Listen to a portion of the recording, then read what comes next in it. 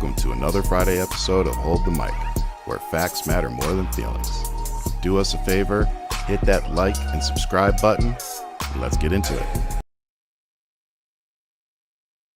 Welcome to this episode of Hold the Mic, where I should be fired for not changing the intro to Wednesdays. Definitely not a Friday, baby. It's our first Wednesday. I'm fired. No, you're not fired. We got to fire the producer. That's what we got to fire. Yeah. What's up, guys? Welcome to Wednesdays, our very first Wednesday. Cheers, yeah, man. Cheers to you. I don't usually get to see you in like 4 days. I'm not used to this. This is what I look like on Wednesday light. Yeah, right. Hump days are the worst. Ooh. So, but with that said, we actually have a special guest for you today. He's coming fresh off of Piers Morgan's show, where he made them look stupid per usual, which isn't very difficult, but you know, we still applaud him anyway and give him his pats on the back. So I just wanted to welcome Brian Shapiro to the show. What's up, guys? Of Pushing the Limits. So he's had me on his show a couple of times now, so I figured it was time for us to bring him on our show. I got a bone to pick with you, B. You were talking mad smack about our show on your show. Wait a minute. There were some jokes that were made. I don't remember what I said. What I was like, I don't remember either. Yeah. Go back and watch the episode, guys. All right, so I want everybody to watch. What's the number of the episode? Pushing the Limits, yeah. This episode? No, his episode. I don't know. He does it I every don't know, day. man. I do 5 shows a week. Yeah, I don't know he what does them show. every day. Guys, it was a show it was the last time Ryan was on the show. Check out the episode. Get back to us in the comments. It was a good episode. I don't even remember what I talked about on my show today. So.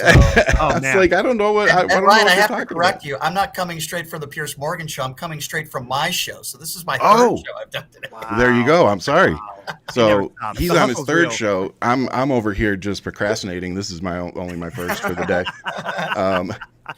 But no, brother, thank you so much for coming on. We got so much going on right now, and we're really enjoying having all these guests come on. We had Marcus Flowers on last week, so if you didn't catch that one live, you can definitely go back and watch that. A lot of good information. He was a little spun up along with me. He's a fellow veteran. He's actually a combat vet, so it was really a nice perspective to get from him of what's going on right now and debunking some of the misinformation that's been coming out. So definitely go check that episode out. Yeah, it was a good episode. So thanks again to Marcus Flowers and his team for giving us an hour of his time. It was much appreciated, and hope to see him back. But with that, you got anything before we start, brother? No, man. This is welcome to Wednesdays, man. We're here on Hump Day. This is our first. It hurts. He's excited. Let me tell you. He's excited. It hurts. Good so, time. but man, I mean, there's so much, and we want to try to pack it into like an hour or so. So let's go ahead and get into it, man. Yeah. Have y'all noticed that we have a president and vice president who wear more makeup than MAGA women? Bro, can we start with that? I've already said this. I have a full understanding why conservative men chase liberal women, because their women dress and look just like their president. Okay, it is. They share the same foundation.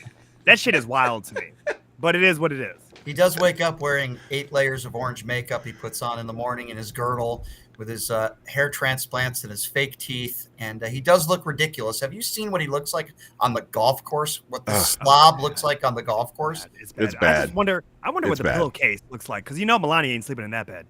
It's Can I ask you guys a question? Speaking of that, who do you think is a better chance of sleeping in Donald Trump's bed with him, Elon Musk or Melania Trump? This is a serious question. Oh, Elon. JD Vance at the foot of it. No, JD Vance. I think JD Vance would be the fluffer in between both of them, but the couch with a couch on a couch. He holds the balls. That's what JD does. He holds the balls. Gonna hold up for you. Hold up for you. Yeah. No, that was Lauren Boebert last night. Did you see that little? Speaking of, congratulations to Kid Rock for leaving his fiance of 7 years for Lauren Boebert. Yeah. I wonder if they met. I wonder if they met at a Beetlejuice concert. I wonder. They're the perfect trailer trash couple. They really are. Yeah. It really is. It really. He's like, you know what? That's going to be perfect. It's like, how do we race to the bottom for my brand? Let's get together for 2025. That was not on my bingo card. He went from Pamela Anderson to Lauren Boebert. Well, I mean, look at my man's looks. It's the natural decline. You know, it's all there. He looks like he smokes meth. Yeah. Like daily. Yeah. But that's my personal opinion. Oh yeah. Lauren Boebert looks like she pleasures men in public at Beetlejuice plays. This is. I mean, that's more factual than fantasy, but. Sounds like we're reading the Cliff Notes, because that's just her. Oh, well, getting back to reality here for a second. Why do veterans support this makeup wearing clown? So if you haven't been paying attention today, some documents leaked that it's being floated that Donald Trump wants to cut over 80,000 jobs from the VA. So again, as a veteran, that just spun me up as soon as I woke up, because that was one of the first things I saw. Yeah. So what do you guys think of that? Sounds like it's right on brand. I'm sorry. Like this, the farmers, everybody, you're not part of the revolution. If you don't have 8 zeros behind your in your bank account, he's not rooting for you. You know. Yeah. This is like the same thing when you see this with the Nebraska farmers. Everybody's coming on to this social media out there into into the matrix, and they're screaming for help. I can't believe this happened to me. I was okay with it when it was happening to you and to them. Yeah. And DEI, because we know that's coded language for something. Yep. But not me. I didn't vote for me to hurt myself. And it's just like, what do you expect? So, question: can you swear on this show? Fuck yeah, we're trying. Yeah, we're trying to keep it to a little bit of a minimum, because we are going on TikTok make right it now. count, B. Make it count. I was just gonna say, fuck around and find out. For all these veterans 100%. out there, who I'm used to doing radio, so I had to ask. But fuck around and find out. For all these veterans out there, and I respect your service, but if you voted for Donald Trump and you might be one of those people that lost your job, I hate to say it like this because I don't root for it, but you deserve it. Same thing with families that have had possibly undocumented immigrants in their family that are not violent criminals. And then they're like, oh, wait, we didn't expect Donald Trump to deport members of our family because they're not violent. Well, fuck around and find out. There's plenty of people throughout the country that have voted for Donald Trump that are going to be getting buyer's remorse very quickly. We see these Republican town halls all across the country. We see what's happening. And there's Wait a minute, B. Really Wait a minute. I heard those are paid demonstrators. Yeah, just like Antifa was responsible for January 6th. Those are the same people that are saying that. But legend has it they're still out there. But listen, we're all decent people here. I want to feel for these people, but then there's a part of me that's like, you deserve it because you're an idiot. You voted for Donald Trump. What did you think he was going to do? You think he's out for people like you? No, he's out for the billionaires. He's out for his friends at Mar-a-Lago. So I feel for them, but a part of me doesn't. And you know where I ended up on that? Because I'm like that. I'm a very compassionate person. I feel for other people. But where I ended up on that was they don't show us any empathy. So why should we show them any? It really is, like Ian just said, and like you're saying, it's they were fine when it was other people. But the minute it started happening to them, now it's different. Okay, so you had no empathy for other people, for other Americans. But the minute it happened to you or your family, now all of a sudden you want attention and you want to bring attention to this issue. Ryan, this is the entire Republican Party. Exactly. Remember the Cheneys? They were anti-gay marriage until they realized there was somebody gay in their family. Right. Until it happens to you, is the Republican Party. And I have my gripes with the Democrat Party today as well. But one thing I will say about them is they are more compassionate as a whole, as a party for everyday hardworking Americans. And, for the Republican Party, until it happens to you. And then there are a lot of sick people within the party. Scalise, he was shot at, almost died, still doesn't want to do anything when it comes to gun control. But he was against mask wearing and stem cell research until he had to wear a mask. And stem cell research helped save his life. So, we can go down the line of the hypocrisy here, but these are very sick people until it happens to you. So I don't feel very bad for these people. I don't. It's on brand. It's completely on brand for the Republican Party. And I'm also really glad you used that word, hypocrisy, because they like to twist our words and twist our positions into things they're not. It's like, oh, you're against standing up for Lake and Riley at the thing, and it's like, no, I'm just not playing into your political propaganda. Right. It's interesting you mentioned Lincoln Riley, because I was talking about this earlier today. Okay, they bring Lincoln Riley. It's a terrible crime. We all can agree it's horrible. I feel for the family. It's terrible. I don't want anybody to go through this.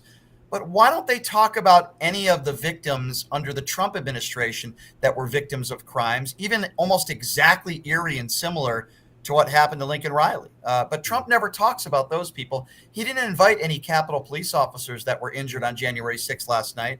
He didn't invite anybody that was injured or a family of someone who lost a loved one when he was in office. He talked about the police officer.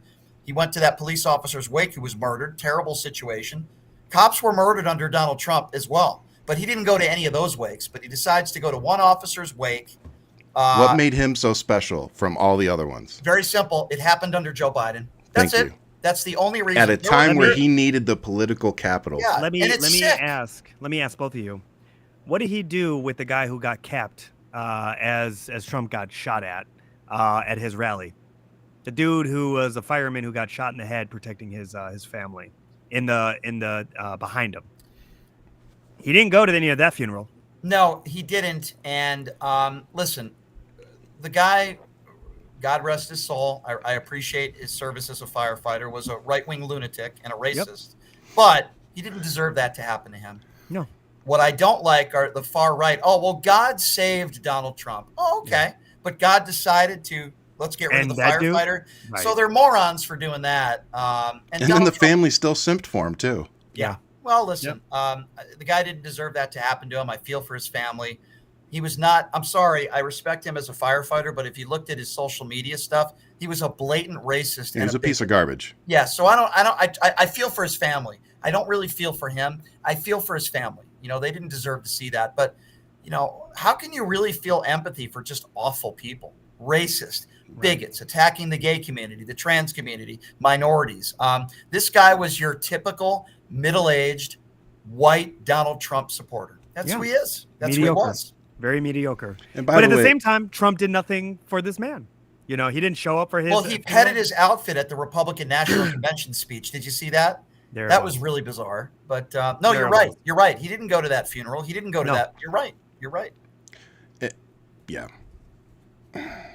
I just want to say, if you're in law enforcement and you, one, support the felon, the convicted felon, the prolific business fraud, the adjudicated rapist, and the accused pedophile, or, God, I forgot where I'm going. I'm so pissed off right now. Yeah. Bottom line, if you're in fucking law enforcement and you were appointed by the felon and the rapist, I don't really give a fuck what you had to say. That goes to Kash Patel. That goes to Dan Bongino, who I know he won't hear this because he blocked me along with most of Trump's cabinet. Don't worry, he's in the FBI. He has you tapped. Don't worry. Yeah. Oh yeah. Fuck he's him. listening. He's listening. If he was listening, he'd be here already. So the fact is that we have law enforcement that are literally working for and appointed by a literal felon and rapist. So how do you expect the American people to have any kind of faith in our government, the people governing, the Republican Party, MAGA, Trump, Musk, any of them? Yeah. There's no oversight. By the way, can't wait for the freaking lawsuit now that Donald Trump stood in front of the American people and said, yeah, Elon Musk is running Doge. Like, you guys, everything is happening in front of us. And then when you have people like Ian and Brian and myself and so many others using their platforms and their microphones to try to give you information and tell you, if you haven't noticed, we're not trying to start a cult here. Like, we literally show you videos and we use facts. We tell you, please go fact check us. Anything that we say on this show, go fact check us. Don't just take my freaking word for it. And you want to know why we say that? Because we don't want these followers that just listen to whatever we have to say. We want you to make decisions for yourself. We want you to take this information and vote informed. We want you to go find people that you care about and run with them, help them, donate for them, knock on doors, use your social media platform to campaign for them. I don't care what you have to do. But if we sit back at, like, we aren't even 2 months in. We're not even 2 months in. We still got 15 more days to be to 2 months. Like, if we sit back and we wait for 2 years, forget 4.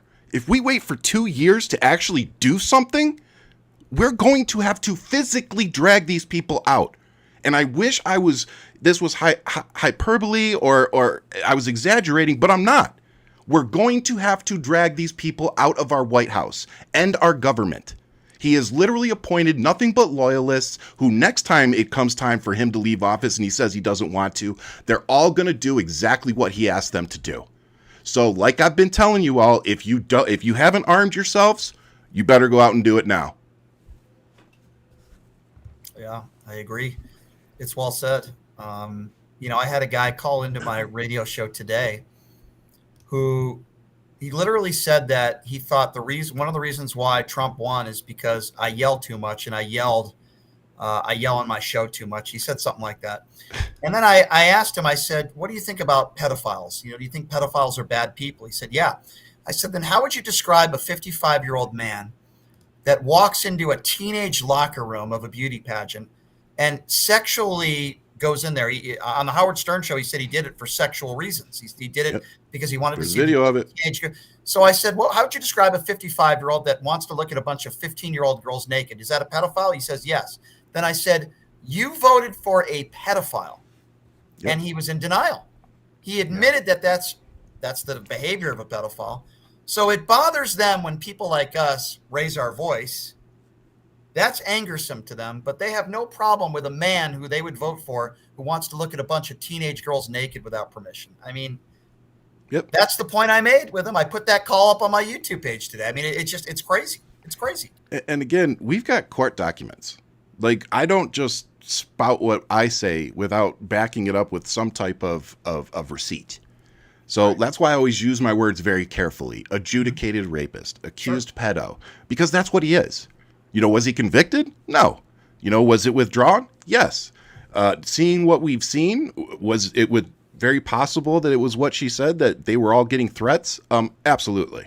But I get threats on a daily basis. So do I, but he wasn't convicted of the pedophile stuff, but he admitted to it on the Howard Stern show. Yes, he did. And there were multiple women, they're now women, they were teenagers back then, they were young girls back then, have also corroborated the fact that he went into a female locker room for sexual reasons with a bunch of 14 and 15-year-old girls. Yet these are the same people that have a problem with transgenders going into bathrooms. But yet sending male cops in there to verify. Exactly, but they have no. Well, I think they should do that with Nancy Mace. I think they should verify her. But there should be a cup check every. I'm serious, guys. There should be a cup check every single time Nancy Mace goes into a woman's restroom. Here's what I'm waiting for, though. Here's what I'm waiting for, B. This is what I'm waiting for with Nancy Mace.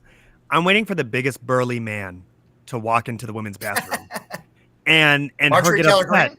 No, that's Butch. I didn't say Butch. Butch. Burly. I want the biggest biker-looking dude to walk in there, and Nancy Mace gets scared. And I mean, I'm not wishing any ill will towards her, but I want her to understand that that's a woman that has transitioned. And now you're saying that we have to use the bathrooms we have to use. Well, this is how this woman looks now because they've transitioned to a man. She couldn't handle a handshake. Can you imagine what I mean? How she'd handle that? So when you let it sit in, when they create the bullshit that's their own now, and then it's like this individual is going to walk in. I want that big biker to walk in and be like, excuse me. And it'd be like, this is the bathroom I'm supposed to use. Guys, help me out here. When we go into a bathroom, do we look around to see, oh boy, I hope that's not a transgender? Oh boy. No, we go into a restroom, we do our business, and we leave. And you know what? Most women do the same thing. They're not looking around. Oh my God. They don't have the stand-up stall. Like, they all have stalls. They all have. But here's the fact base, right? There's no evidence to prove that if you're transgender, you're more likely to commit a crime in a restroom, right? No. None at all. There's no evidence to prove that. That's how stupid these people are. They're stupid. It only explains that they have no friends. The only one is Bruce Jenner, and apparently he voted for this. So it is what it is. Nancy Mace is a disgrace. As you said, Ryan, she wears that arm sling after getting her hand shaken by another man, and she's a disgraceful human being. She's not a lawmaker. She's a noisemaker. Right. Just like many of these others in the far right Republican Party, they're not lawmakers. And Donald Trump isn't a lawmaker either. No. It's sad. And or a businessman. Right, exactly. A supposed businessman. So it's we're apparently going to be his 7th bankruptcy. So let's see how this goes. Yeah, what a great businessman. Guys, I live in Vegas. It's really hard to bankrupt a casino. It's really hard. You have to try really hard at it. How his casinos have filed for bankruptcy, I don't know, but they have. But he's a great businessman with his fake steaks and his water company and his Trump University. I mean, it's just people that say he's a good businessman are people that have a very low IQ, I would say. Well, and I just want to reiterate, because I love bringing this up. When I say business fraud, when I list off all the things that Donald Trump is, you mentioned Trump University. They had to pay $25 million settlement for that one.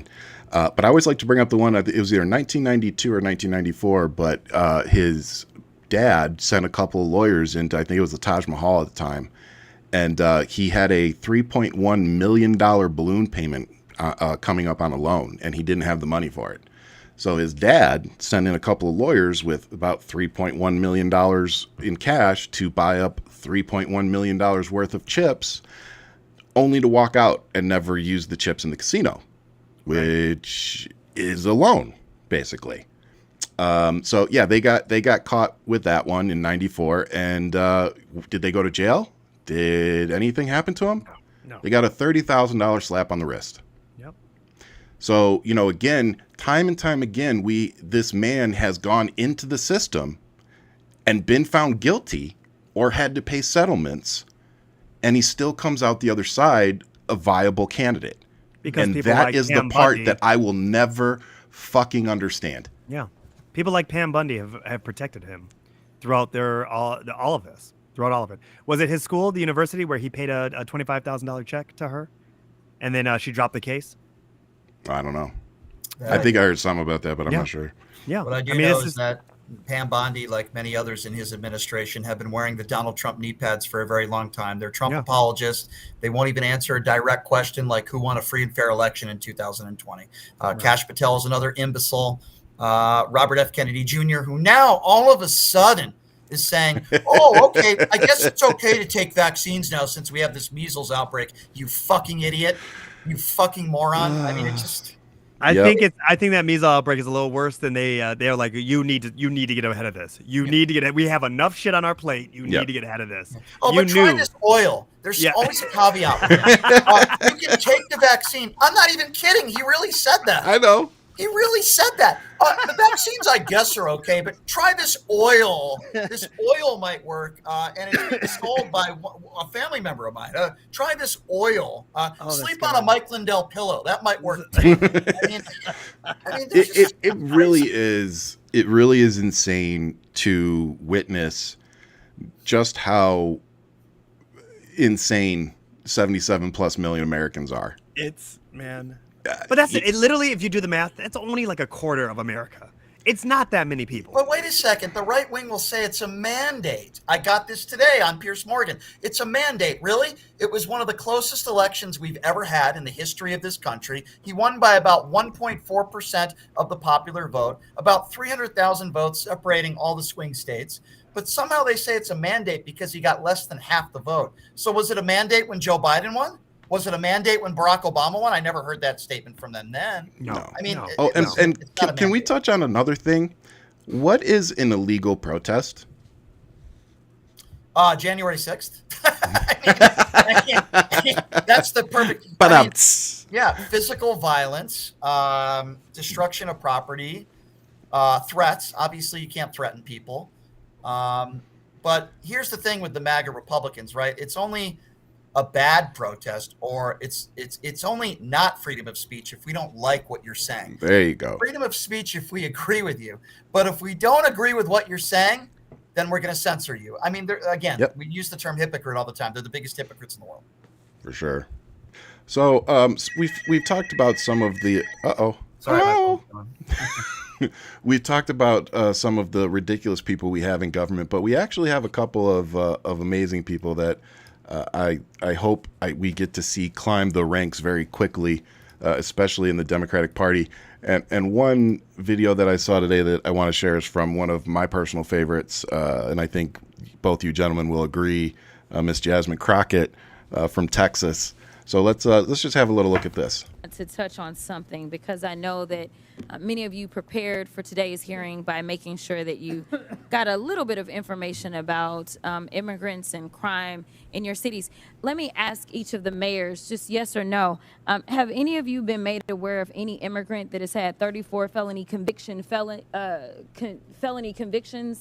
that has still been able to roam around in your cities?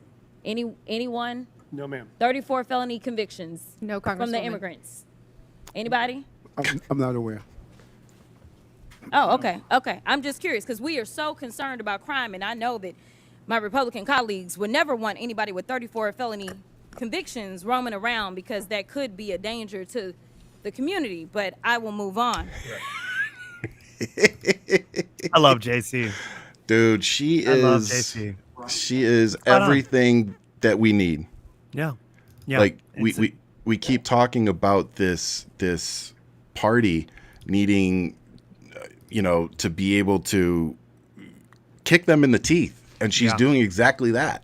And she's doing it smart wise. It's not her screaming in the streets. It's not her trying to look for chasing clout, anything. She's like, no, Right. I'm gonna bring this right here, put it on record. We'll have it on the mic. I'll get a clip out of it. And let's just keep it moving.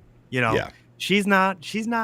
You know what's living rent free in my head is that Zelensky quote, and it's always her that I think about because what he said to both JD and Trump, he says, "You're raising the volume of your voice, but not the logic of your argument."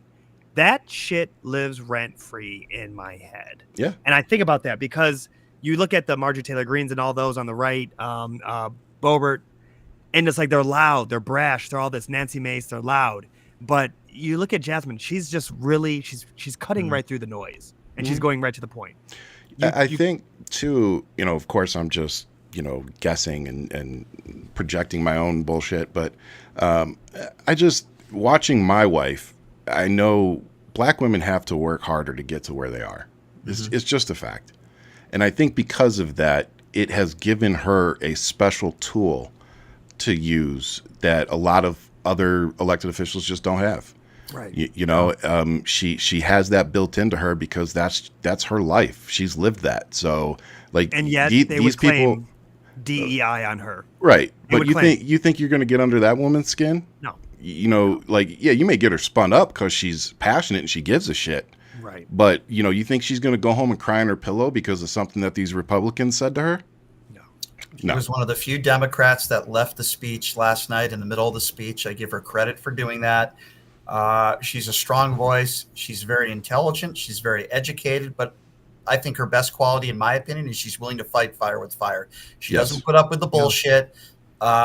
She stands up to the MAGA Republicans. Listen, an Eric Swalwell maybe.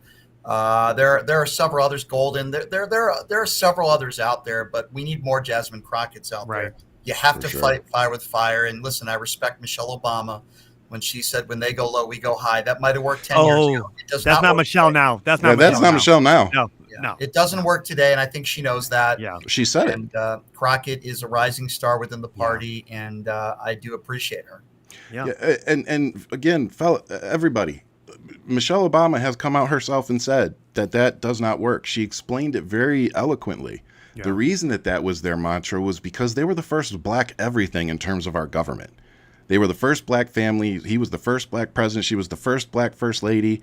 Like, they had to be perfect every day. Like we're all talking about. Look at what Donald Trump says on a daily basis. Now go back 10, 15 years and remember the tan suit. Like, that was an insane day, was the tan suit. Right. That was the best they had against that man. Yeah. Like, that was a big debacle on the Obama administration as one of his biggest scandals. They had to be above reproach. It was a necessity. That tan suit was just like Reagan, so it doesn't even matter. Reagan had it, and they even pointed that out. But it's a perfect example. I'm glad you brought it up. We have to be like Obama to get to that level. And yet Trump can skate by with everything. Yeah. And when you look at how mediocre he is as a businessman, as a father, just in general, as a person, you're talking bottom of the barrel. And yet you look at what's now following, the Pete Hegseths, this Kash Patel. All these people are not the top tier of their industry. They are only in their position because they are pretty much the DEI of what's left of the Republican Party. This is what is the reality that they're really trying to implement into the system. To listen to Pete Hegseth talk, I'm really bashing my head against the wall where I'm like, this person is completely unqualified for the position. But he is in there entirely. because he's checking all the boxes for what this administration is. He's a loyalist. Mm-hmm. And again, like I've been screaming for a while now, you have Tulsi Gabbard heading up our intelligence. Yeah. That's freaking terrifying. You have Pete Hegseth leading up our DOD. That's fucking insane. And you've got Kash Patel heading up the FBI. Yeah. Like you literally have extreme loyalists and extremists in these positions. And that's honestly what terrifies. I think Donald Trump is a fucking clown. I think he's a moron. I think he's a puppet. I think he is literally just the MAGA vessel, Right. being controlled by all not all the few billionaires around him. Right. Which is why he's doing everything he's doing. Going back to the VA thing that I said, the first talking point. He's getting rid of 80,000+ VA employees because he wants to privatize everything. Right. So let me break it down for you Americans in a way that maybe you'll understand. When I say he wants to privatize everything, what I mean is he wants to completely implode the VA medical system and the VA, the whole system, so that what we already have, what's called a choice program, I think that's what it's still called, but it allows us to say, oh, you guys are busy here in the VA? Well, can you just give me a referral to somebody out in the community that I can go see? And they're like, sure, no problem. We'll write you a referral. So that's already a thing. What Donald Trump wants to do now is he wants to completely tank the VA altogether so that the federal government doesn't have to float the VA anymore. And he wants to privatize it, meaning that we'll all be sent out into the community now. Now, you might be asking yourself, why should I care about that? Why does that matter? How does that affect veterans? It affects veterans this way, because now all these billionaires who own these hospitals, these companies, and all that shit in medical, now they're going to be making money off of us. They're going to be making money off of our trauma. They're going to be making money off of our injuries. They're going to be making money off our diseases. And if you don't think that that's fucking twisted and sick, then I don't know what to tell you, because everybody that served this country and gave you your right to vote for a felon and a fraud and a rapist are about to get screwed. So don't sit there and tell me you give a fuck about veterans and the soldiers and the VA. No, you don't. Because if you did, you'd be freaking marching in Washington, D.C. right now and demanding that man be removed from office.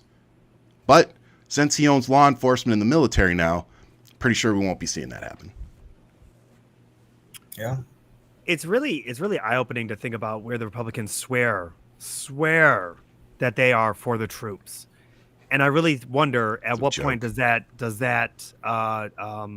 truce that they have, that element where they're just screaming from the top of the mountaintops that they are for the troops, because we know that once they retire, become vets, they don't care.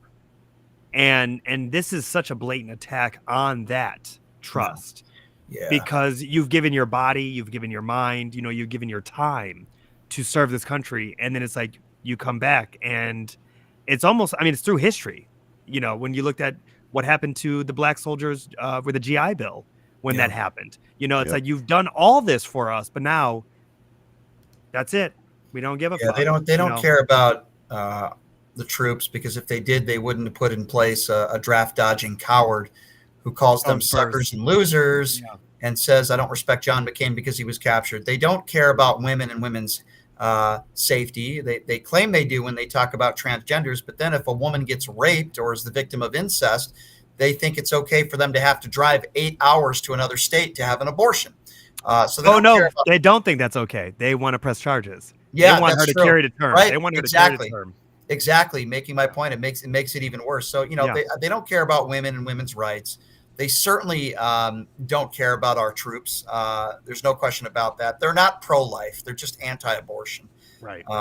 And they're hypocrites. I use that term almost every day when it comes to these MAGA Republicans. And, the proof is in the pudding. If you care about our troops, then you don't have a guy like this taking down General Milley frames in the White House, replacing it with Donald Trump's mugshot. This is going to be my question for you guys. When that call comes in and someone has to give Trump the bad news, which one of the loyalists is going to do it? Which one's going to be the messenger that dies on that hill, who goes against whatever Trump says? And the reality is, I already know the answer is going to be no one, because they're all afraid. They're all afraid to tell him the truth. So this is the part that becomes more dangerous.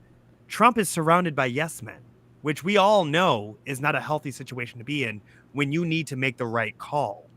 You need to have pushback from your generals. You need to have pushback from your team. If it is going to be an actual true democracy where you're like, okay, this is what I need. I need all the real information in front of me so we can make the call, because you literally have a party that's telling you that these town halls are protesters. You're not even listening to your actual constituents. You had the New York fire department sitting here talking about, you're taking away our 9/11 rights. We gave everything to you. What happened to this never forget? And now we have to be here in front of you again. If you have not seen that footage, it is insane where he tells everybody to step forward. He goes, this is what cancer looks like. These people are dying. This is what death looks like. And he goes, I don't want to be here in front of any of you anymore. I want my benefits. And matter of fact, I'm not asking, I'm demanding it. And you're like, wow. Wow.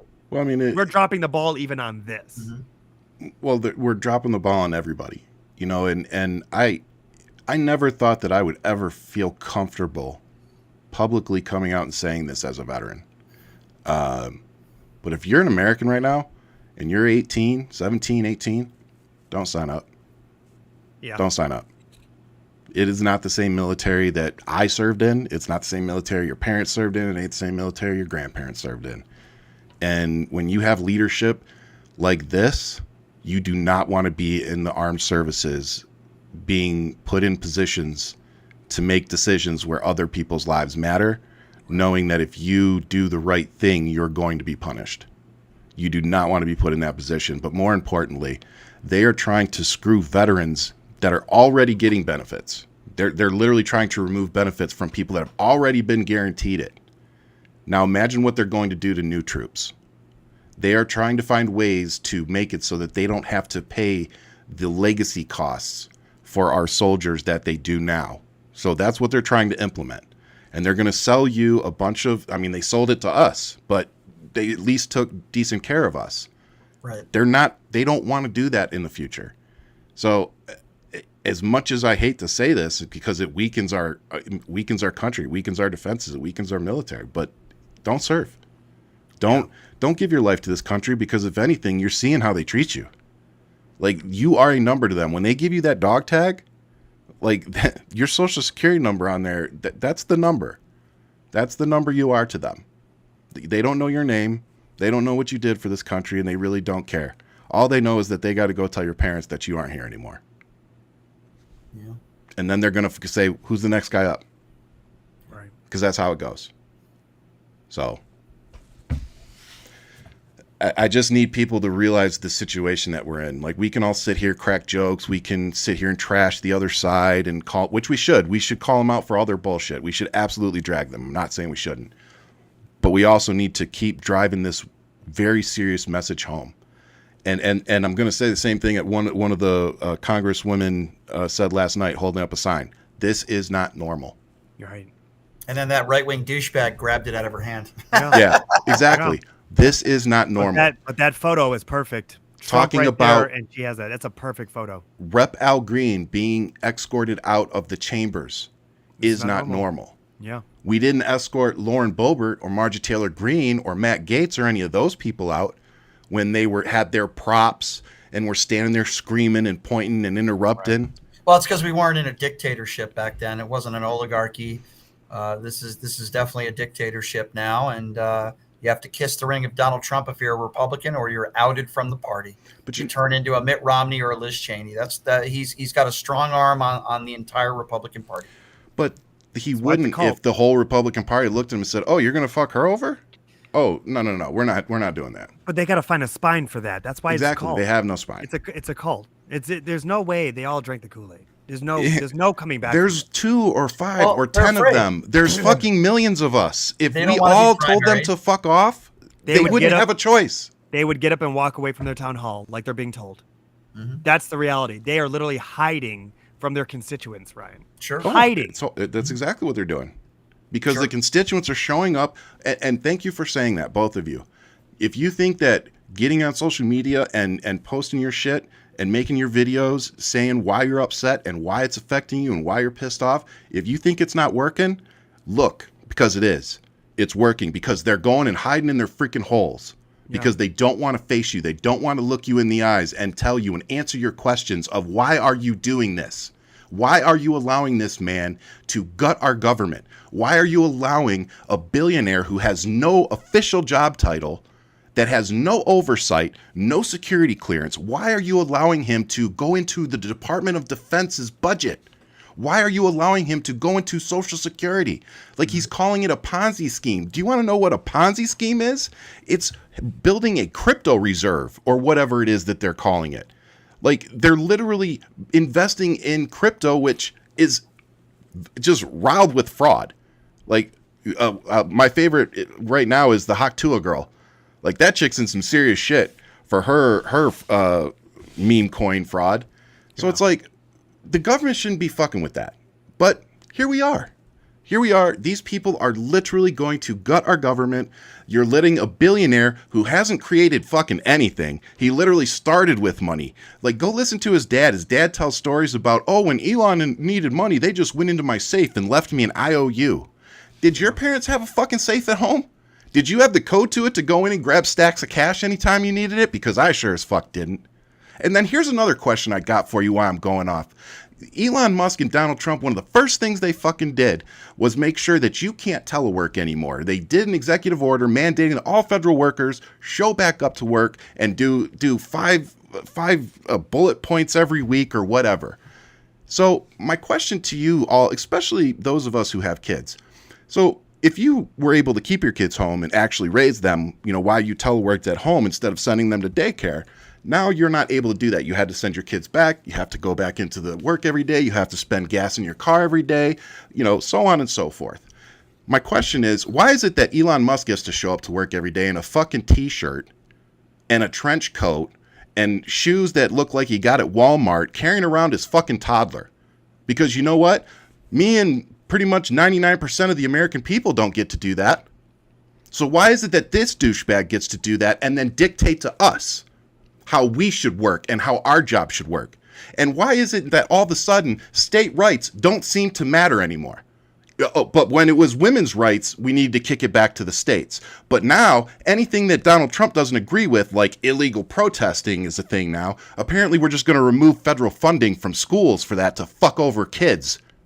So when I say that you MAGA people are among the dumbest motherfuckers I've ever seen on this planet, I think I'm being kind. That was a good Ryan rant. I'll tell you that. Very clear and precise. It's one of those things. Brian, I don't know if you've really got to digest this show. We do have a good Ryan rant from once in a while. He goes off the rocker, and I do appreciate him when he has them. He's actually giving us mild Ryan rants right now. Yeah, I'm trying to keep the cussing down. I know. I do that every day, so I can certainly relate. Yes, this is your spirit animal right here. Yep. What's really telling is that the fact that we have a billionaire. I don't know what that is. It's Eric Trump taking off, and is it bad that the first thought I had was okay? Never mind. Don't finish that. Don't finish that. So the fact that we have a billionaire though that was not elected, we know that he was elected because of how this whole thing is played out, of him buying the ticket to be front row for this whole thing. But the fact that we have an unelected billionaire who is actually chopping away at our government, and I think about the legality of a lot of this. Calling Social Security a Ponzi scheme and looking at the fact that he is going to go for that next. We know it's on the chopping block, but looking at $60 billion that they were going to give Ukraine and how they've literally just said, we're not doing it. What is the legality? And that's the thing I want to get to is like a lot of these things that are out there right now where he's because EOs, what do they call it? Executive orders are not decrees. These are not things that have to be actually listened to. It's just more so of a memo. I would like to do blah, blah, blah. They're not passing much legislation, even though they have the House, the Senate, and also presidency. So with all these EOs that are just going out the door, it's like you're not actually passing anything worth substance. Yes, you have your little baby decrees. We get it. You feel tough. You feel empowered. But you literally have this ongoing battle, legality that's coming into play, where Elon's being sued, and you're looking at the fact of him being part of or head of Doge, them saying he's not some random woman that they just picked out of a hat. But then you're there at the State of the Union, you go, to my guy right there, Elon, he's running Doge. It's like, and that literally, that statement was then taken and put into the current court case against him that's now sitting in front of a judge. And it's like, yes, I get that we've even touched on it, but it's like, it's going to be really interesting to see how a lot of this is fought in the courtroom. And if we have a track record, a resume of Trump's cases, he doesn't win many of them. No, he lost again today. Struck down with the U.S. aid. He just got struck down. They said you have to pay everybody that's done work already, past work, or whatever the case is. You have to release this freeze. These funds will be paid out. And it's like when you guys start paying attention to all the real losses that are there, what's being put in front of. This is where it's going to get very interesting. Pan Bondi can't even find people, AGs, to work for him. Like, this is how serious this is getting. I love that. You know what I mean? And it's like, I'm asking all the lawyers, step your game up and get these people, man. You go after them. You make sure you go after if they jaywalk, go after them. Yeah. That's the reality of like creating some type of resistance to some of this. I really do wish, Ryan, that they did not show up yesterday to the State of Union. The imagery alone, as much as I love This Is Not Normal, that is a great sign. I would have loved to see an empty half of the house, which showed you half of America is agree. nowhere near you. I had a few ideas. What were your other ones? One of the ideas was what you just said, just don't show up. The other idea was show up in pro-Ukrainian Zelensky type attire. Everybody show up doing that. That would have been good. Pro-Canada hats, stuff like that. Here's what I don't like. First of all, they were so disorganized. Some of the Democrats left early. Most of them stayed. These stupid signs, and that's what I'm saying. They're stupid. It looked like they were playing bingo. I don't know what those signs were. Yeah. Funny just said that. Yep. They weren't in unison. They weren't putting up the signs at the same time. They were disorganized. I'm sick of looking at the smirks on their faces. Adam Schiff's sitting there the whole time like an idiot. I'm sorry. I'm just going to call it for what it is. Bro, you're saying what we're all thinking. Either don't show up or show up and be disruptive and leave in groups. What they did was an embarrassment. Or get dragged out. They had an opportunity to send a message to the country and to the world. Yeah. The Democrats are not going to put up with Donald Trump anymore, and we are going to fight. Instead, what did they do? They listened to Nancy Pelosi and Hakeem Jeffries. Oh, let's be nice. Let me tell you something. Being nice is part of the reason why Donald Trump became the president. Again, for the second time. And I'm tired of these cowards on the left. They shouldn't. Why were you even sitting there? Oh, well, we need to be there because this is the history of this country. But no, that's out the window now. We are not living in normal times. Act like it. Act like it. Be willing to fight fire with fire. And they didn't do that yesterday. At least most of them didn't.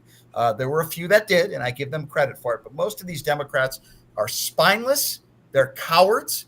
And it's about time to stand up to these bigots and these wannabe dictators. And they didn't do it yesterday. They had a golden opportunity.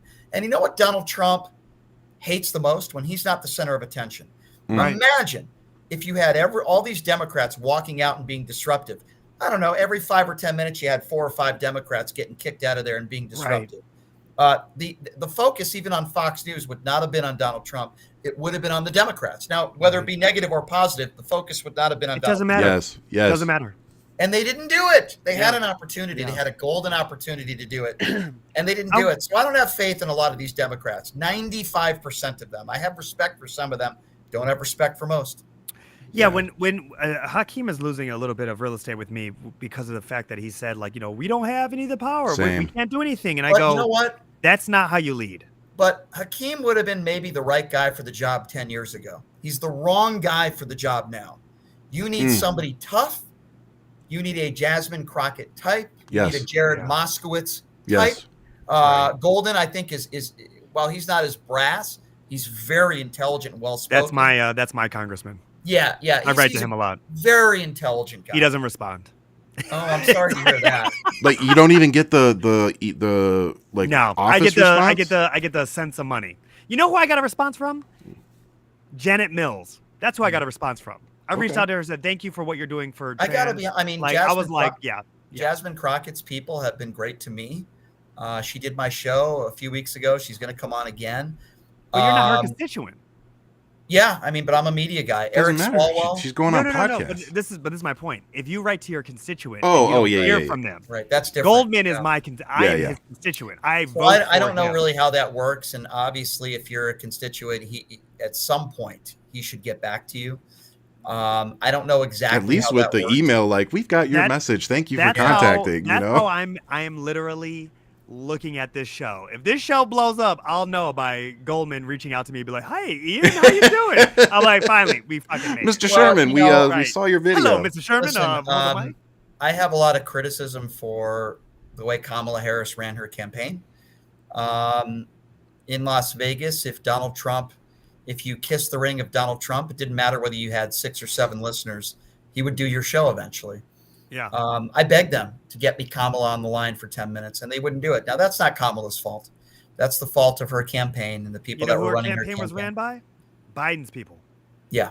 It was majority Biden's people that she had to inherit. Listen, it's disappointing. I got Robert F. Kennedy Jr. on my show. I mean, I've had Caroline Leavitt did my show.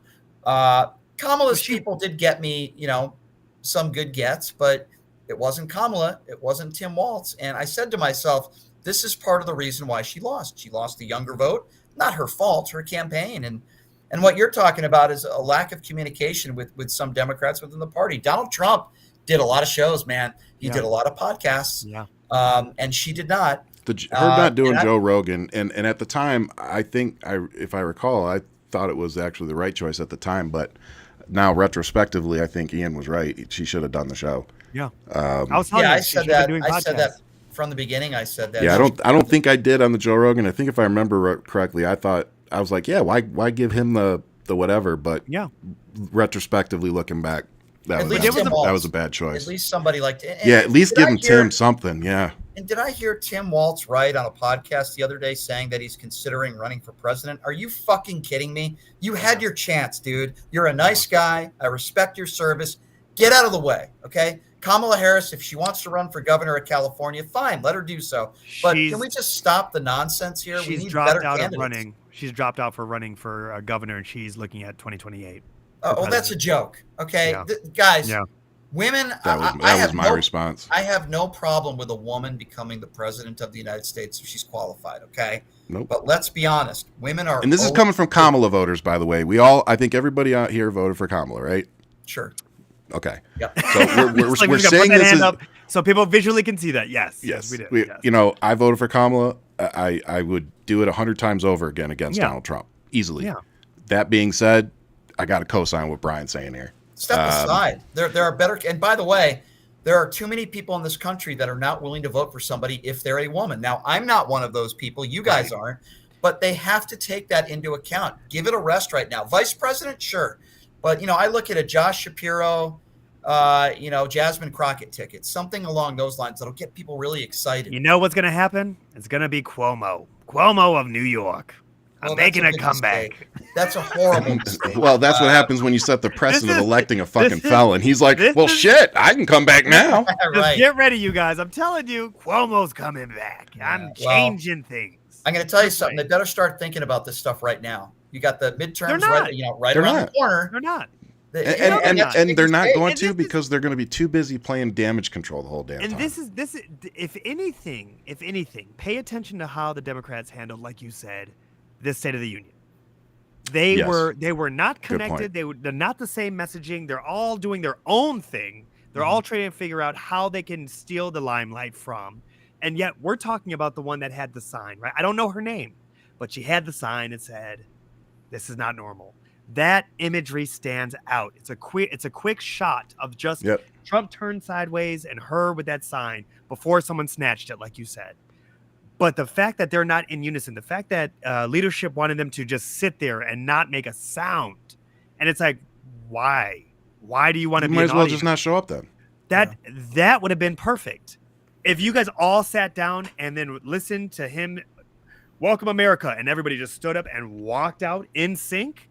That would have stolen the show. You know what I would have done if I was leading the party. This is what I would have done. I'd have said, all right, here's what we're going to do. We're not going to go to that. We're all going to go to the Lincoln Memorial. We're going to sit on the freaking steps, and we're just going to sit there and talk. We're just going to talk to people. Will there be burgers and shakes at this party? Fucking pizza just go there. And just the visual of half of Congress sitting on the steps of the Lincoln Memorial while he's sitting in there spreading his lies. Talking about this is the Republican Party we like to hang out with. It's like that would This actually is the we want to hang out with the Reagan Republican Party again. And let me just challenge you all that are listening, especially all the people that are listening on Twitter right now. We got over 1,000 people. I challenge you to do this. Go pull up on YouTube Ronald Reagan's final address from the White House. Do me that favor. Just go Google it and go watch it. The whole thing in its entirety. It's not that long. I think it's like 15 minutes. Okay? It's the last speech that he gives. And in that speech, and I'm paraphrasing, so it's not word for word, but in that speech, he says something along the lines of, America is great because of immigrants. And we need to welcome these people, not discourage them from coming. Yeah. And that's the Republican Party of old. And let's not even go back that far. Let's go back to 2008, 2007, when you had John McCain running against Barack Obama, and you had an old white woman say she just can't vote for him because he's one of those Taliban or whatever word she used. And John McCain instantly pulled the mic back and said, "No, ma'am. No, ma'am. I'm not going to let you say that because that's not true. He's a good man. He's a good man. We just happen to disagree on some political issues." That was the moment. That was the best political moment, I think, of my lifetime. Mine too. And that made me.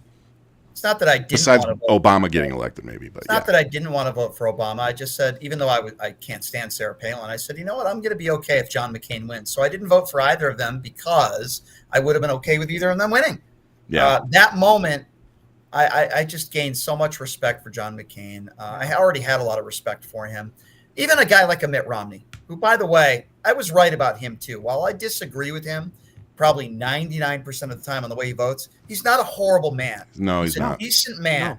And I have respect I'll for him. co sign that. And we've lost that today. Can you imagine Donald Trump ever grabbing a microphone and saying, "No, ma'am, Kamala Harris, she's a decent woman. We just disagree on policy"? Of course not. He'd egg it on. He'd be like, "Yeah, keep it going." Yeah. I don't think we're ever going to get back to those John McCain days in our lifetime. I'm not sure we ever will. Well, I don't think the Republican Party survives this. They are in bed with it, and there's no way to come back out of this. They'll survive it only because the billionaires will survive it. No. What I mean by that is that this is a stain that's on them that they, depending on how this goes, depending on if this crashes, whatever happens, the fact that they are literally tying themselves to Putin, to the idea of actual communism, to dictatorships like that, they are really gung-ho about being a part of this. I don't think they survive this. And maybe this is the death of a party that needs to happen for us to wake up to ranked choice voting, to another party jumping into the, there's this, I do feel like this is a transition in America. You know what I mean? Like there's not only a teachable moment. This is why the farmers need to fail. This is why people need to feel the pain that they are. This is why the people who are now being targeted by Canada, where they're no longer buying the liquor. So these red states are targeted by these tariffs. They are not buying. Since you brought that up, can I go ahead and play this video just for some context for the listeners? Yeah. I want to go ahead and play this real quick. This is what is he? Is he Prime Minister Ford? For the Providence. Yeah. Ford. Right? Is that the right? Yes. Okay. Yeah. I know it's Ford. I just didn't remember what his title was. Is it Doug Ford or? Yeah. Yeah. So this is just a quick video pulled off of Now Toronto on TikTok. So that's the source of the video. But here we go. Starting today, LCBO, the largest purchaser of alcohol in the world, will begin removing U.S. products from its store shelves, meaning other retailers, bars, and restaurants in the province will no longer be able to restock U.S. products. Also, starting today, all U.S.-based companies will be banned from taking part in government procurement. U.S.-based businesses will now lose out on tens of billions of dollars in revenues. They only have President Trump to blame. As part of this government-wide procurement ban, we're going one step further. We're ripping up Ontario's contract with Starlink. It's done, it's gone. We won't award contracts to people who enable and encourage economic attacks on our province and our country. Yeah. Why can't we do something like that? Like it feels like South Korea when they removed their leader for doing the crap he did. Within a Canada's month. Mexico's president, who she's amazing. It's like I feel like all these other countries are showing us how it's supposed to be done. A month. South Korea did it in a month. Like, They how do you? literally I removed mean, and prosecuted him in a month. what do you think, Brian? You know, it makes absolutely no sense to me. But in the times that we're living in today, nothing really shocks me anymore. You know, I'm I just think. saying, Donald Trump should have been arrested after J6. Well, of within a course. month. Oh, Well, within a 100%. month. 100%. Listen, that's Should have been obvious. And the question I ask MAGA Republicans all the time is, does January 6th happen if Donald Trump isn't lying about the 2020 election? Now, obviously it doesn't, right? Thank you, sir. Obviously. So if that's your answer, then why wouldn't you hold him partially responsible? You don't have to say, storm the Capitol and hang Mike Pence in order to be arrested. And listen, I thought Jack Smith had a good case. I was shocked and surprised that he didn't charge him with incitement. But the reality of the situation is, I believe if Donald Trump didn't win the election in 2024, there's a good chance he'd be in jail right now, regardless. A lot better chance, at least. Yeah. Yeah, but again, we go back to hypocrisy, right? They say make America safe again.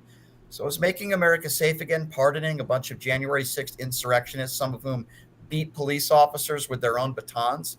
Of course not. Now, some of those people are back in jail.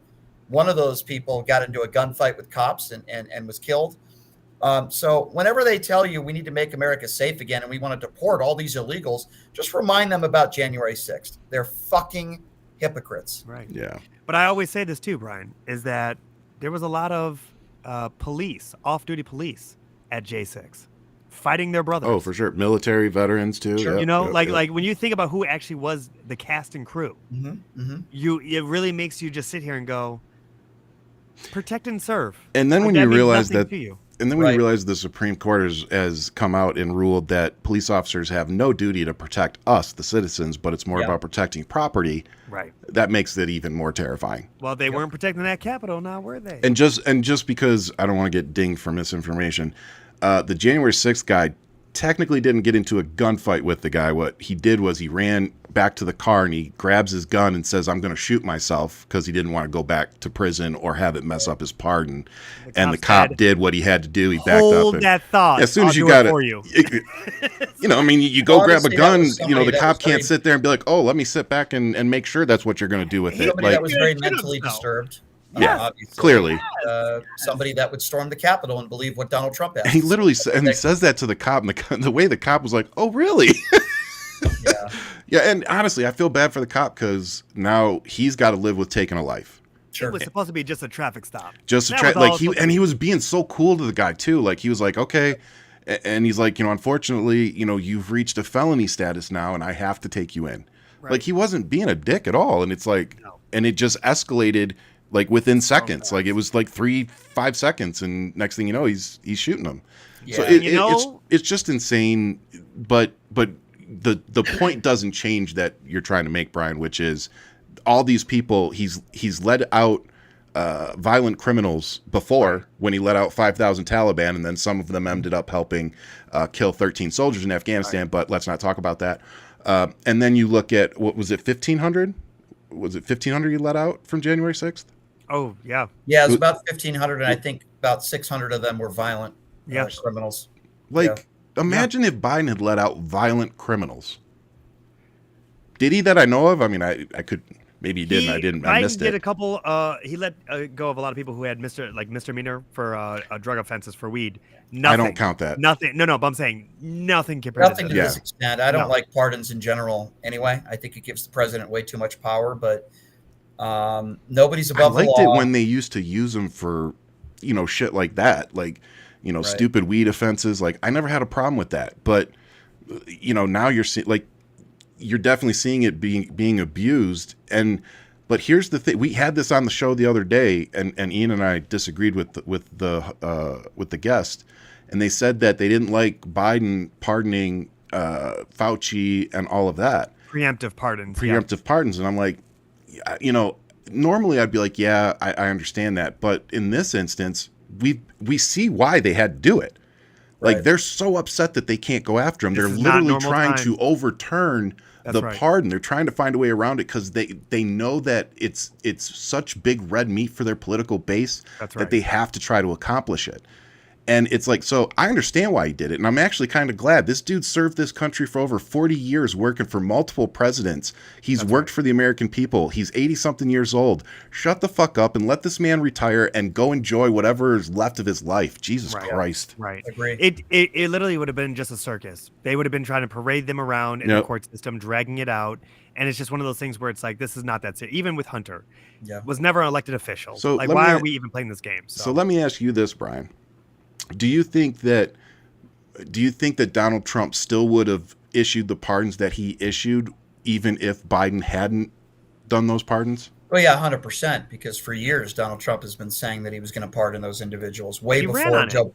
But I will also say this: there's a big difference between pardoning people that have not been charged with a crime and pardoning people that were charged and convicted of seditious conspiracy and beating cops. So, to answer that's very fair. That's very fair correction. But to answer your question, Trump's been talking about pardoning these individuals for years. Yeah, way before Joe Biden's pardon. So he literally ran on that. He said, "You vote me in, and I will pardon our patriots." You know? If you're a white supremacist, right-wing, fringe Nazi, and you beat cops, it's totally okay as long as you support Donald Trump. Right. That's the message he's sending to America. Yep. That is the message. And that's why they feel so emboldened to do the crap they're doing. But this Doug Ford in Canada, the Providence leader, that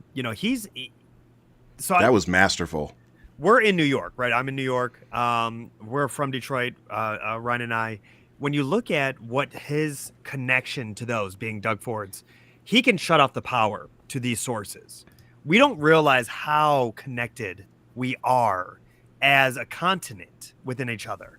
And the fact that you look at the deal that Trump is creating this bullshit war over, this trade war, it's the same trade that he created in 2019. And you sit here and you're watching this man talk about it being a problem. You're like, yeah, but you got rid of NAFTA back in your first term and you created this. You negotiated whatever this is currently. And so then now you're going to sit here and tell us that it's a shit deal, but you created it. So this is once again the problems you create, and then you're just stirring the pot more. But Doug Ford came out just this past week, and he's just like, "Look, we're raising the price of your electricity." So I told my wife, I go, "Girl, we gonna be turning off some of these lights. We're gonna see what this looks like depending on how long this goes." Yeah. But I go, we need to have a plan. If he feels like cutting off the power, we need to understand what's going to happen, because we may be on a grid in America where we can kind of circulate electricity through the Midwest to the east. We know that the Midwest to the on the other side of the Mississippi, so central to west, is on a grid. Texas is by itself. Texas, you're on your own. You have 1 inch of snow and you're fucked. Like, there's nothing to help you out. But when you look at the system of how we can share power, it's like, okay, well, Michigan is off the table because Doug Ford can do that. Some of the states over here, being New York, and I believe also Maine, Vermont, when you look at those states losing also power, it's like, well, how could then the system help take on all of this? So it's like, we need to realize how symbiotic our relationship is with our partners, north and south. And this is only going to get started, but he's already rewalking the auto situation because his donors, everybody's looking at Trump like, what do you think you're doing? You're tanking the industry, like everything. Yeah. I just want to answer a question real quick from somebody listening. Anthony asked, do you like Al Green, Ryan? I like both Al Green, the singer, and the representative. I also appreciate what he did. I, like Brian and Ian, I think all three of us have been saying, we want Democrats to be noisy. We want them to cause a scene. We want them to fight for us. So I definitely appreciated the fact that he wasn't shy to stand up and point that cane and say, y'all are messed up. So, and then the second question is, and I think all three of us will probably agree, do you think Jasmine Crockett should be a minority leader? Yes. I would put her in any freaking position that gives her a bigger bullhorn. Yep, I agree. The only thing I dislike about Al Green is I think he filed articles of impeachment too soon. I think he's cheapening. He's cheapening Yeah, but they need to focus on other stuff. What's that going to do? I mean, And that's my point. That's the only thing I don't like. Yeah, Only Trump thing I was don't like. impeached a couple times already. It's not going to do any good. Yeah. What they need to figure out is how they get these MAGA Republicans out of office. Yeah. And trying to impeach Donald Trump again it's a waste of time. That's exactly I don't it. have a problem with what he did been... last night, but I do have a problem with, come on, impeachments. It's going to get us nowhere. That's exactly it. I think Yep. save that, like don't cheapen it, and you wait until you take over both chambers, and then you can start talking about that. Right. But the reality is that I don't want to weaponize impeachment. It really needs to be implemented for a real purpose, like the ones that were in front of us, and they should have been used in the past term. But for what he did at the State of the Union, yes, for Jasmine Crockett, she should be on the highest committees, and she should absolutely keep doing exactly what she's doing, because she's not screaming in the mic. She's just clearly speaking logic to this current situation. And speaking of weaponizing things, let's move on to the tariffs. I know we already talked about Canada's response a little bit, but Trump has come out. Was it all tariffs he's suspending for 30 days or just certain ones? No, just the auto. Just the auto. Okay. Yeah. So, he's already kind of toying with certain tariffs and whatnot, but this is going to affect us all. I don't want to sit here. I don't want people to misconstrue some of the things that I've posted in the last few weeks of celebrating, that this is going to hurt us. I'm not celebrating. Like, I'm laughing at your stupidity and the fact that you're the reason we're here. Like, that's what I'm laughing at, but I'm not laughing at what's happening to us because it's affecting my family. It's affecting Brian's family, Ian's family, your family. I realize that. I have empathy for that. I'm just not playing the game. I'm not going to sit here and try to, be all nice and say, oh, hopefully things work out. No, let's point the finger at the people that are causing this problem. And the people that are causing it are Donald Trump and his cronies. Right. Okay. Some tariffs are okay. Tariffs are a tool to be used. Okay. It's an economic tool. I'm not sitting here saying it's not, but when you start imposing excessive tariffs, that's excessive taxation. And that is when you start messing with people's money, that's what wars are started over. So, and the final thing I want to say about Canada that I don't think a lot of MAGA Trump supporters fully understand, I think a lot of them think Saudi Arabia is our number one importer of oil. And it's not. And it's not even OPEC. It's Canada. Yeah. Canada is our number one importer of oil. So congratulations, Trump and MAGA. You've now made an enemy out of the person or the country that sells us most of our oil that we need for, gas and shit. So when the prices start going, I want you to remember who's the cause of it. It's not Joe Biden. It's not Democrats. It's going to be your guy. It's, it's funny to hear the conspiracies and all the bullshit about like Gulf of Mexico versus Gulf of America. Why does he keep leaving that up in the freaking, ooh. That's why to piss me off. That's why, because it pisses me off. That's why. It turns the night. But the conspiracy is that on a legality, I always keep going back to this of like seeing how they kind of. It's one of those things where if now that they've changed the name, can they drill there? Because I know there's been lots of talks of you can't drill in Gulf of Mexico. Okay, well I'm not drilling in Gulf of Mexico. Now I'm drilling in Gulf of America. Like, is it going to change some of the things? But I thought to myself, just because you change the name of a building doesn't mean it's a different building. It's still the same building. Doesn't matter who's the tenant, So I don't know what the reality of that is, but I knew what you meant, Angry. It's gonna be interesting. It's gonna be interesting to see how this whole thing plays out. But it's just bullshit, and it made me lose stock in not real stock, but just in general, my trust in Google because of the fact that you're so willing to bend the knee. Why do I want to Google something now? Because I don't know if I can trust that information. And if you don't want to use Google, another thing that you can use is Justice AI, who happens to sponsor this podcast. So go ahead and check out Justice AI. It is a great tool that we use to fact check information, but it's better than that. You can also use it to take out any kind of bias that might be in your posts, your scripts, whatever you might use. So it's a great tool that Ian and I use here on Hold the Mic. We're very appreciative to Christian Ortiz and Mod Atlas for sponsoring us and allowing us to use Justice AI. I know it has helped improve the content that we deliver to you guys, especially being able to fact check everything in a much faster way and summarized way. So definitely thank you to our sponsors. You guys make this show possible. So yeah, that was a good place to put that. I like that. It's always a good place. So let's move on to the $8 million transgender mice, shall we? Brian, what was your initial reaction to the $8 million transgender mice comment? Well, I mean, he's an idiot. He clearly doesn't know how to read. That was my first response. He's a moron. But can you imagine if Joe Biden said something like that and he misread something, and Fox News would be leading with it for the next week? But Donald Trump, he's not in the bunker. He doesn't have Alzheimer's. He's doing great. I'd love to meet these transgender mice. Did you see how he leaned into it? He's like, that's really happening. That's happening. He's like, it's true. And the MAGA morons that were in that room actually bought into it. Yeah, they laughed. Yes, it's true what he said. Yeah. Social media people are I wonder which restroom those mice are using. Ask Nancy Mace. That's who you need to get. Get Mace on the case. Mace on the case. Yeah. So, just for those who might actually care, the $8 million grant was for it was a program for transgenic mice, and what it is it was a science experiment basically where they would inject mice to make their tissue react more like human tissue, so that they could test diseases on them instead of humans. So that's the funding that they removed. Yeah. Congratulations.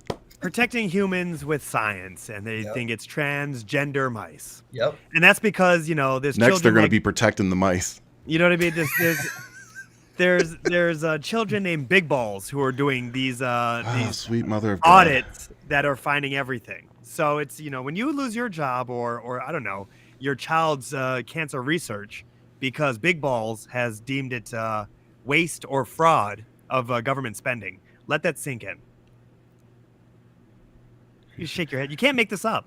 You really SNL couldn't even make this shit up.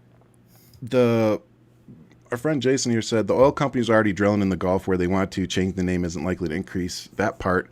I really think it is a distraction, a litmus test to see what they can do. I agree with a lot of that.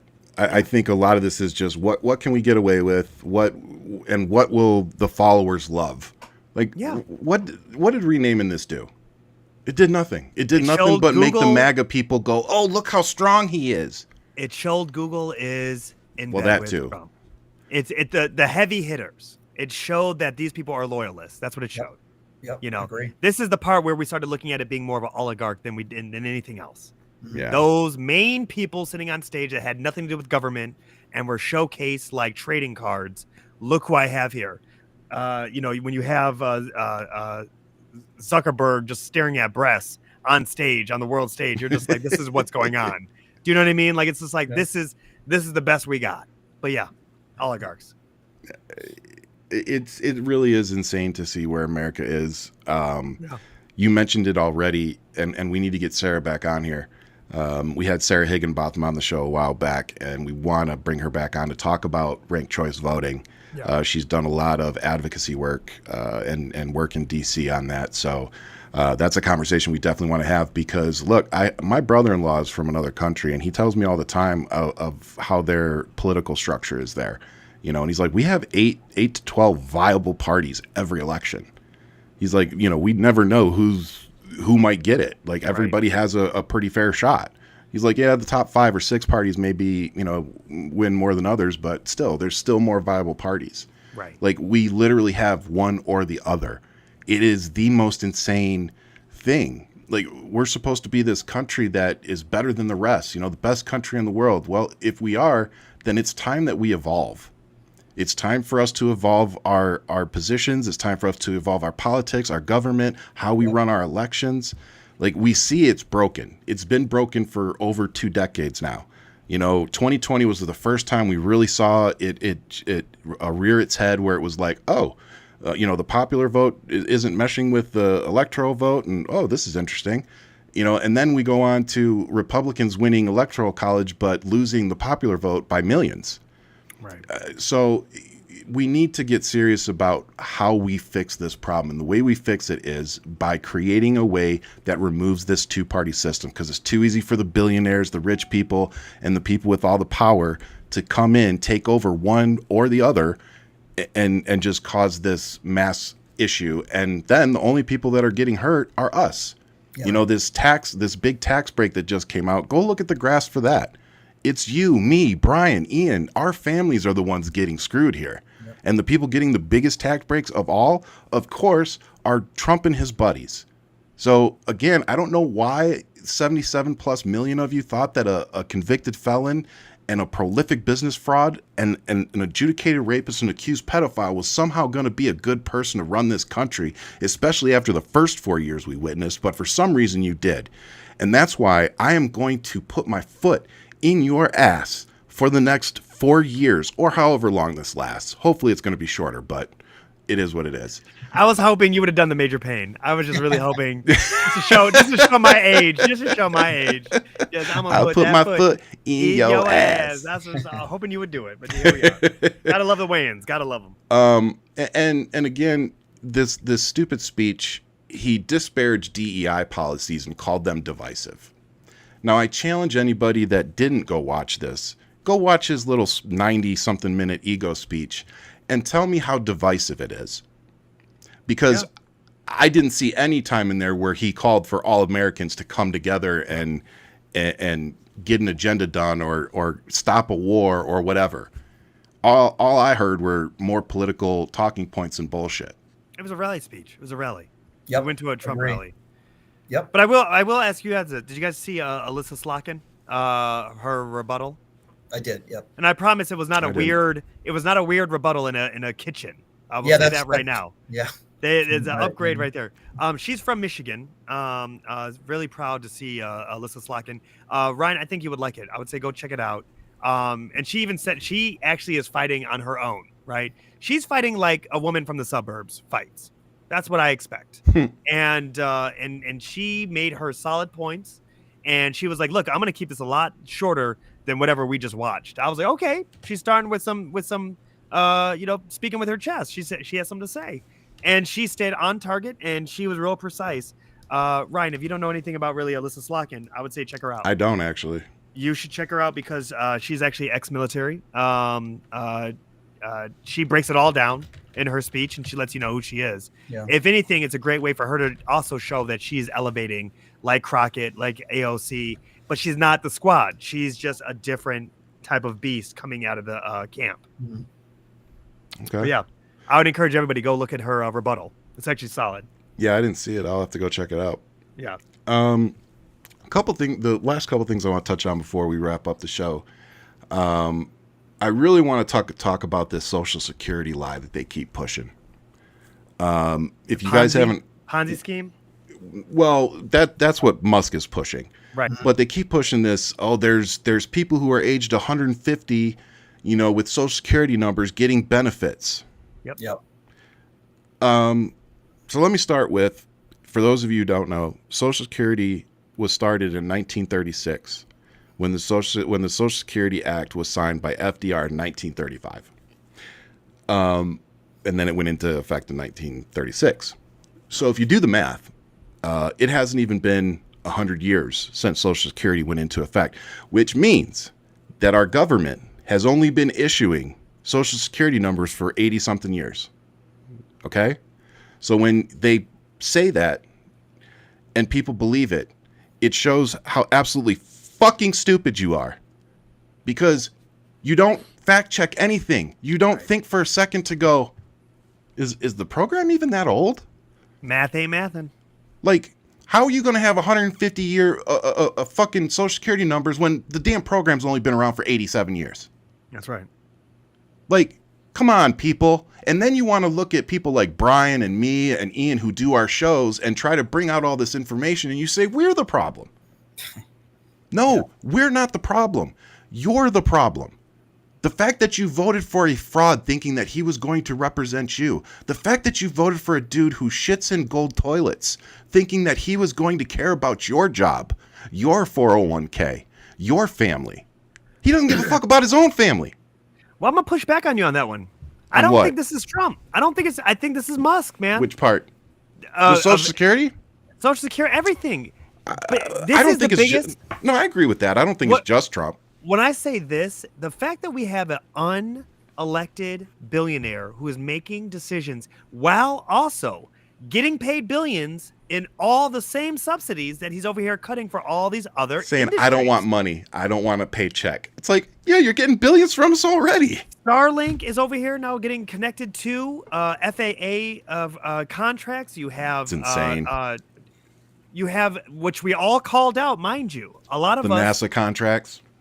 but a lot of us called out the whole Cybertruck bullshit being militarized, and we're like, no. 400 million to try to militarize a Cybertruck that can't even drive in an inch of snow? Get out of here! Can't pull a F-150. Can't pull a fucking Pinto. Get out of here! It's not doing it.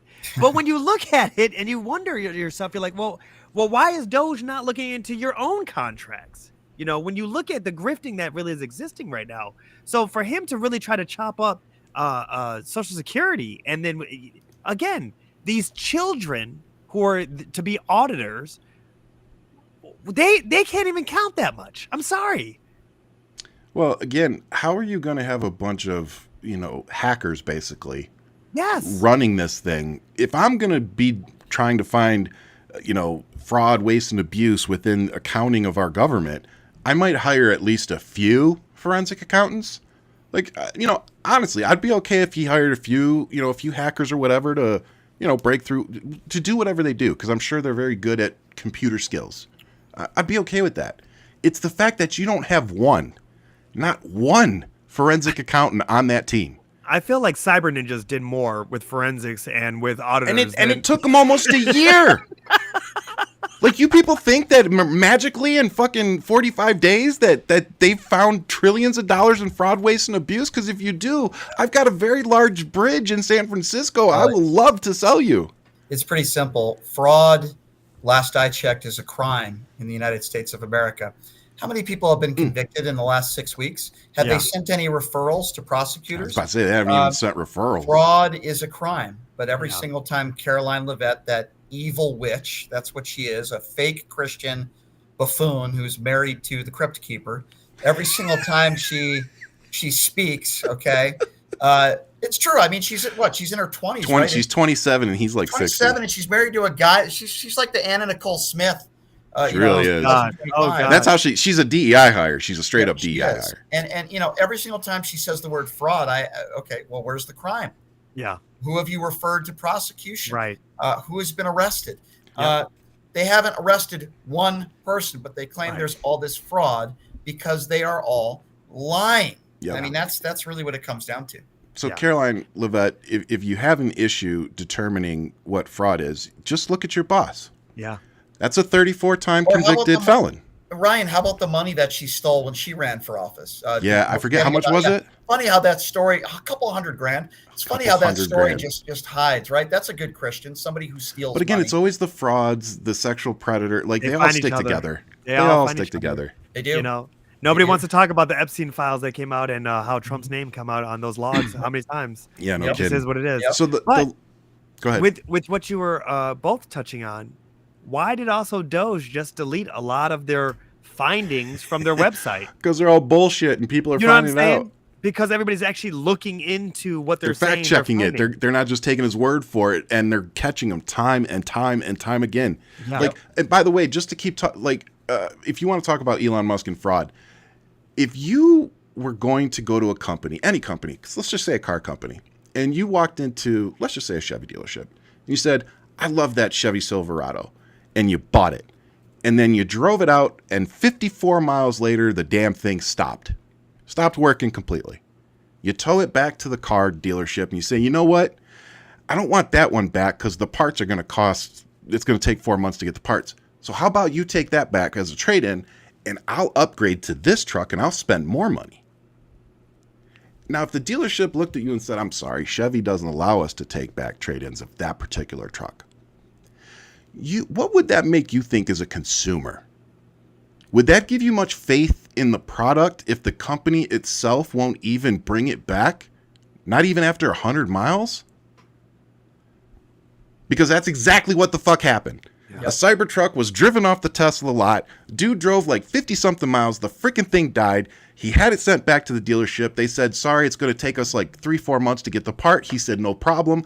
I don't really want to wait, though. So can you just take that back as like a trade-in? And I'll pay for that more expensive one over there, which I guess there's a premium package that you can get. And he's like, I'll just buy that. They literally wouldn't take it back. They said, sorry, we can't take it back. And did my man sit there and wait for his parts to come back? I don't know. I don't give a fuck Because, after that. but I was gonna say, because that's a good simp that they are. You know what I mean? Exactly. Like me, I would be like, oh, really? I'd be calling up news. They don't. I just drove this thing 50 miles. I would have been that vet who blew his shit up in front of the Trump hotel. Or the one dude that ran the car into the dealership and just got up and walked. He's like, I told you I was bringing it back. It's like, damn. Yeah. So what do you think about that, Brian? Again, I hate to repeat myself. Groundhog Day. Not surprising in the times that we're living in today. And I know I keep sounding like a broken record here, but these stories are going to continue. Yeah. And they're not going to stop. And as far as what we were just talking about earlier with Caroline the vet and Social Security, the simple fact of it is that they're going to continue to cry and yell fraud. They're going to continue to lie to the American people on a daily basis. We have to continue to call it out. We have to support members of the media. I know that the AP was barred from that media room in the White House. They're going to continue to lie to us every single day. I'm not surprised with anything that I see on a regular basis. And it's going to continue so long as people like Elon Musk or what did I hear somebody on my show today call it? Elonia is the first lady. It's going to continue. And we just have to be prepared for it for the next 3.5+ years. Jesus. Yeah. And speaking of it, get it to midterms. Let's get it to midterms. Yes, I agree. That's important. So speaking of Elon Musk, for those of you who don't know, he called Social Security a Ponzi scheme, which go look up what a Ponzi scheme is and you'll know that he doesn't know what the fuck he's talking about. But I will say that what I think the real Ponzi scheme is, and I touched on earlier, was Trump and Elon coming out and saying that they're creating the crypto strategic reserve here in the United States. Yeah.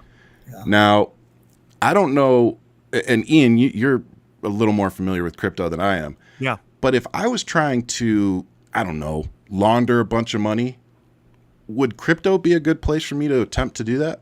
Meme coin would be the best thing to do. And I Why say is that that? because anybody in the world can literally send money to you, and it's decentralized, right? But it's blockchain, so it does have a digital fingerprint to it. But at the same time, you don't know who's paying. And when you think about Trump owning a meme coin versus Melania owning a meme coin, and how those both have skyrocketed and fallen, let's not get that twisted. Yeah. And have fallen, which is what we consider it to be a pump and dump scheme. That is almost like the Ponzi schemes that you're looking out there.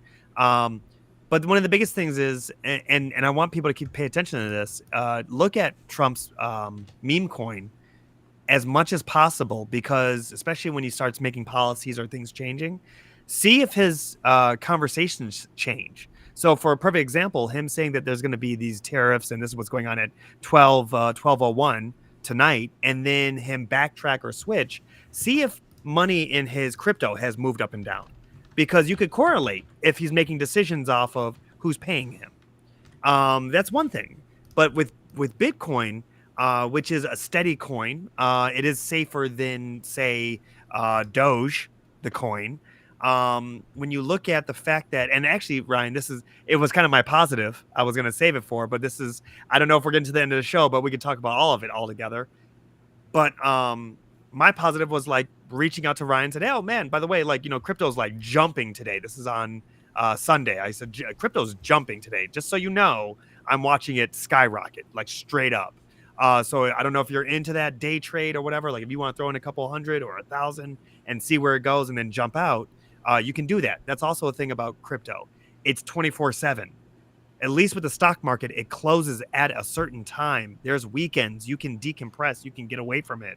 Crypto is anything goes. It is the wild, wild west of just moving currency, money. Perfect example is on Sunday, I threw in $2,000. I was like, boom, let's go. Let's see where it goes. And it's like digital betting, realistically. Shot up. I text Ryan. I said, I don't know why things are going on. And I always have a thought about when crypto acts like this. I go, what's going on in the world? Because terrorists can be moving money with crypto. This is, it can change anybody's hands. And when you think about like Russia having sanctions and all this stuff, they can use crypto to move things around. I say all that to say to you that Ryan got back to me and he sent me the screenshots of Trump saying the reserve and what they're using. Ironically, the things that he's talking about is in my portfolio. I had these since 2020 into Joe Biden's presidency, and I've just been sitting with it, buying and investing in certain crypto coins and for my own portfolio. And then to come find out, these are the ones that he's now talking about. And there's some, like Japan's using XRP as some of their currency for their banks. So it is becoming the technology, but can you buy a cup of coffee with it? No, you can't do anything really serious with it yet. But are we heading in that direction in 20 years and 30 years? You know, there's going to be something there. So to think about that far ahead, I would encourage you to look into it. Anybody, this is not financial advice, but in general. I say all this to you. The moment that you sent me Trump's tweet, I sold my shit that I put in there and I said, I'm out. Like, I was like, no. And I made a couple thousand. I said, I'm out. Like, I'm not even trying to see where this goes. I already know within 24 hours, everything started crashing down. Yeah. Everything started crashing down. And I go, okay, once again, he's going to be using this as a pump and dump. But the thing is, someone looked at it and they said that people put in 200 million on Bitcoin. I put in 2,000. Someone put in 200 million, and then Trump came out and said what he said about this is the reserve, blah, blah, blah, whatever that tweet was. Whoever put in 200 million walked away with a bank heist. Yeah, they knew. That's all I'm saying to you. That happened literally Sunday into Monday. And I think that's my issue is I'm not sitting here saying that crypto won't be a thing, you know, and that it isn't part of our future. I would just like whoever's trying to regulate it, deregulate it to not be a convicted felon in fraud. I don't personally think that's a whole lot to ask, but you know, in 2025 it seems to be. But that's the thing. This is anything's up for sale. I wouldn't be surprised if my man sells the Statue of Liberty that I look at. Like that's where I'm kind of looking. I mean, he's trying to sell the federal buildings now. My point exactly. This is one big liquidation sale, and it's like he's going for the highest bidder. Yep. And again, the whole point of this is to privatize everything. He's trying to make it so that him and his cronies can make money off of literally everything, even veterans' injuries and sicknesses. Yeah. Like, you have to be a sick fuck to be willing to deregulate an entire market so that you can screw over your veterans. But that's just me. Speaking of sick fucks, this is the last thing we're going to talk about tonight. As somebody who, and I don't know your guys' stories, so, but for me, you know, I lost my dad.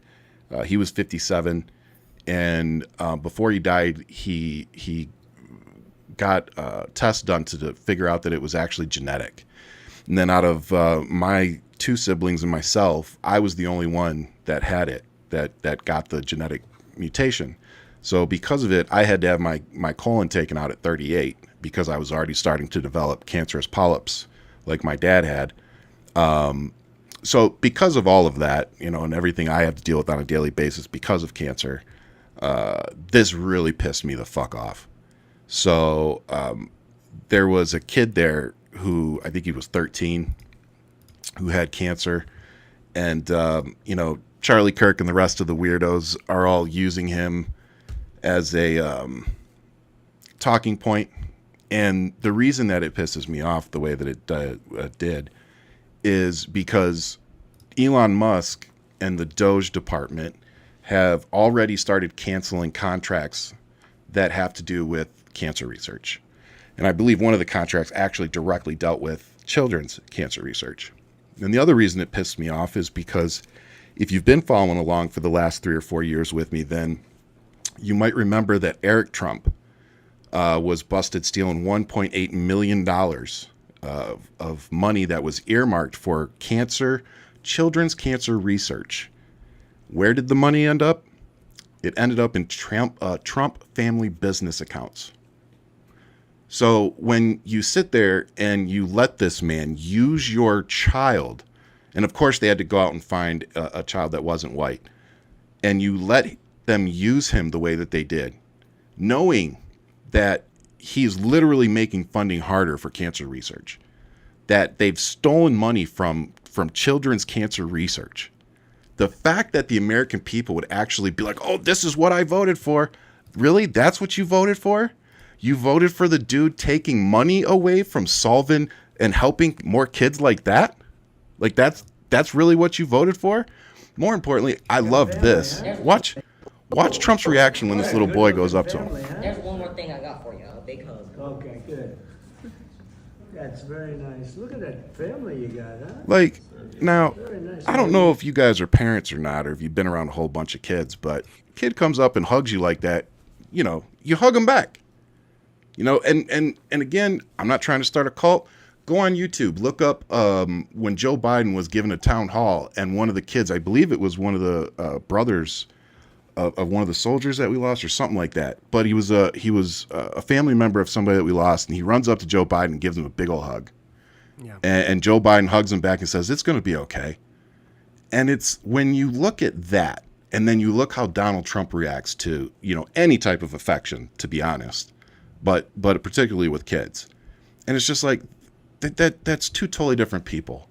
This is not somebody who's like affectionate towards kids and gives a shit. Like, he's very awkward with them. You can tell he does not like them. And then when they're not white, I don't think he likes them very much either.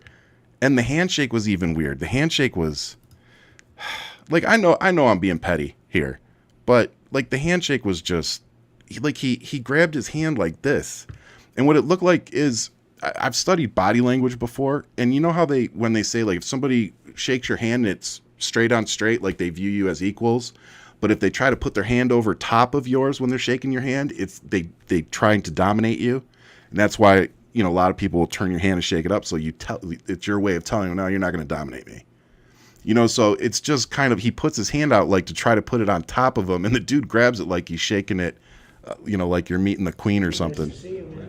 Nice to see you. That was a big Well, he thing. put a hand on top of his, so he got him. So, It's just like, there. okay. But I will say this, though, Ryan. We know that Trump's not good with kids. He doesn't No. hug his own kids. And matter of fact, he wants to fuck one of them. So, I mean, I don't know. I just want that to live rent Gonna free in live your rent free head. in my mind for the night Because at it least. always with mine when he literally said he wants to fuck. Wait, him he up. wanted to have relations with Don Jr.? I didn't know that. Yes, that's the Oh. first one with the beard. Okay, cocaine holidays, baby. Let it snow. If she wasn't my daughter, I would probably date her. Yeah. Yep, several videos That's of a him very saying normal that. thing to say. What do you guys have in common? Sex. What? When you say like, I just think to They both myself, steal from China. They definitely have that in common. they have a lot in common with that. And Yeah. you have to really. They both have wonder- boobs. Sorry, I'm both getting have both. immature now. They're No, we love it. They're they're both competing for that. butch blondes. Okay, it's all coming together. Ooh, there you go. So when you're thinking about it though, I don't expect him to be good with kids, and his moral compass is not there. So I don't ever expect anything from him. Yeah. And I do expect him to use any child as a prop, Yes. any American for that as a prop.